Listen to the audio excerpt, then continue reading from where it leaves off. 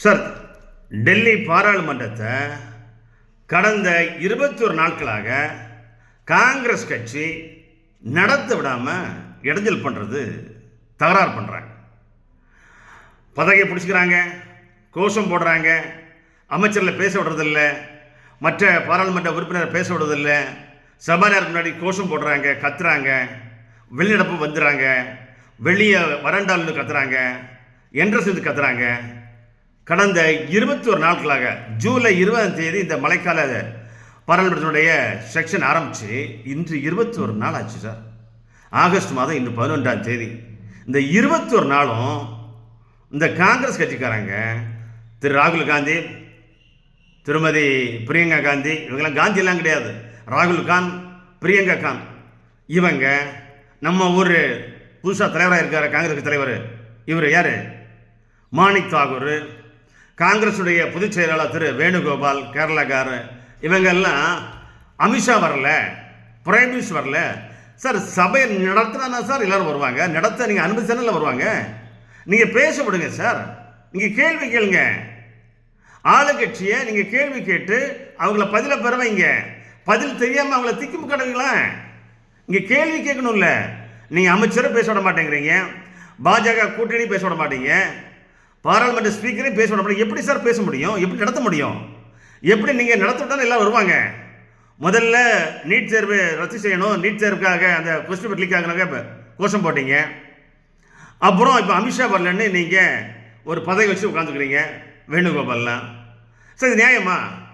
மக்களால் தேர்ந்தெடுக்கப்பட்ட பாராளுமன்ற உறுப்பினர்கள் நீங்கள் பாராளுமன்றத்தில் கோஷம் போடுறதுக்கும் மிச்சர் சங்கத்துக்கும் அனுப்பி வச்சுருக்காங்க.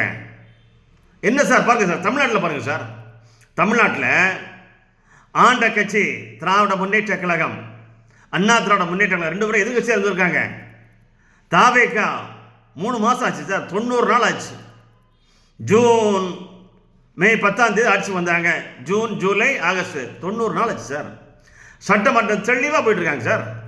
திமுக கேட்குறாங்க, சுட சுட கேட்குறாங்க, சுட சுட தாவேக்கா பதில் சொல்கிறாங்க சார். தாவேக்கனுடைய புதுசாக வந்திருக்க பதவியேற்ற அமைச்சர்லாம் திமுக ஓட விடுறாங்க. திமுக துண்டைக்கான ஓடுது சார். முன்னாடி திமுக பட்ஜெட் வாசிச்சா அதிமுக வெளியிட பண்ணுவாங்க, அந்த பட்ஜெட்டுடைய பேப்பர் நகல் எல்லாம் கிழிச்சு போடுவாங்க.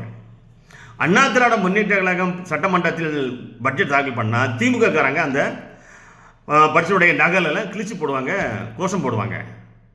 திமுக வந்தால் அதிமுக பண்ணும், அதிமுக வந்தால் திமுக பண்ணும். ஆனால் இப்போ பாருங்கள், 2 பேரும் திமுக அதிமுகவும் பவ்யமாக சட்டமன்றத்தில் இருக்கிறாங்க சார். வெளியிட பண்ணல. ஏன்னா ஒரு 10 நாளைக்கு முன்னாடி முதலமைச்சர் சொல்றாரு, நாங்கள் சட்டமன்றத்துடைய கதவை பூட்டிட்டா நீங்கள் எப்படி வெளியே போவீங்கன்னு கேட்டார்.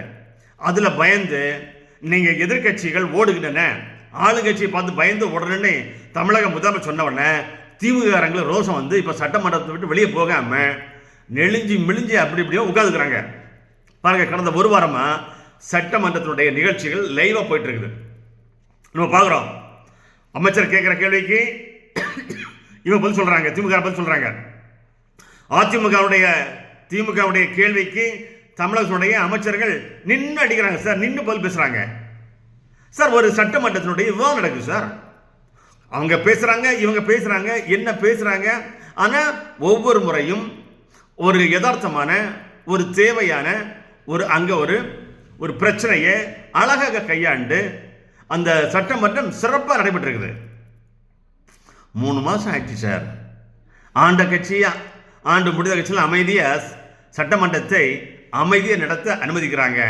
ஆனால் நீங்கள் 47லேருந்து ஆட்சியில் இருக்கிறீங்க காங்கிரஸ் கட்சிக்காரங்க. ஆனால் நீங்கள் பாராளுமன்றத்தை நடத்த விடாமல் நீங்கள் தடை செய்வது எந்த விதத்தில் நியாயம் சார்? பாராளுமன்றத்தில் நீங்கள் பேச விடணும், நீங்கள் பேசணும்.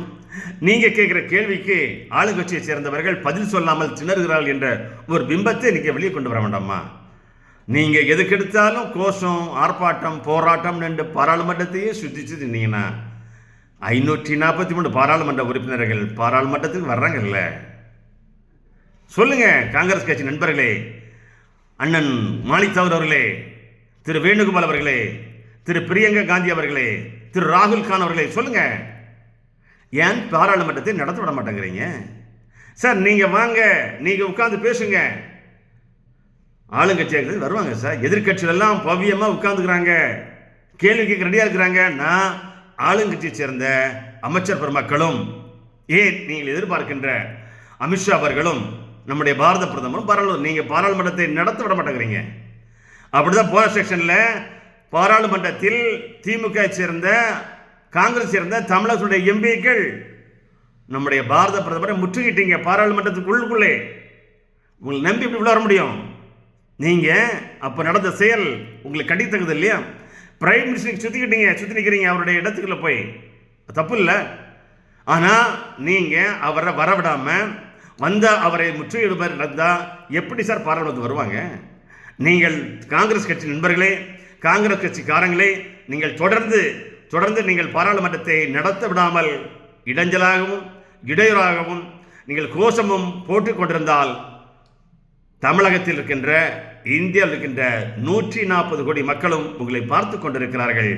சரியான பாடம் வருகின்ற பாராளுமன்ற தேர்தலில் 2029 பாராளுமன்ற தேர்தலில் மக்கள் உங்களை 4வது முறையாக தண்டிக்க காத்திருக்கிறார்கள். பாராளுமன்றத்தை நடத்தவிடுங்கள். உங்கள் கேள்விகளை பாராளுமன்றத்தில் தொடுங்கள். ஆளுங்கட்சியைச் சேர்ந்த மந்திரிகள், ஆளுங்கட்சியைச் சேர்ந்த எம்பிக்கள் உங்கள் கேள்வி கணக்கு பதில் சொல்ல வாய்ப்பினை கொடுங்கள்.